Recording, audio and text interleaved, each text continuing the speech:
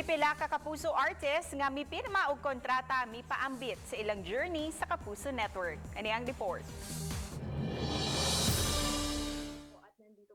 Matod ni Starstruck Season 6 alumna Ara San Agustin, daghan siyang nakatunan sa iyang kaugalingon isip usa ka kapuso artist.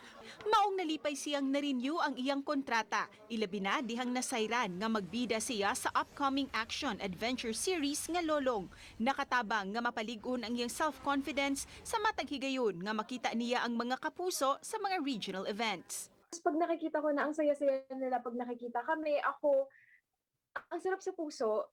Namimiss ko rin sa regional yung ang dami kong nakikitang places in the Philippines. Samtang upat ka tuig ng kapuso si David Licauco sa iyang contract signing iyang gipasalamatan ang pagsalig kaniya sa GMA Network.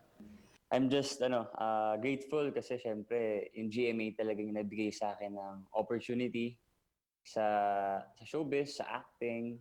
Namiss na usab niya ang mag-perform alang sa iyang mga fans ug ang pagkaon sa mga kinaham nga mga pagkaon sa nagkalain-laing rehiyon. Si Shaira Diaz usab certified kapuso na sukad 2018. Matud pa padayon nga na-enhance ang iyang acting skills sa GMA Network, maong hilabihan niyang pasalamat sa pag-renew sa iyang kontrata.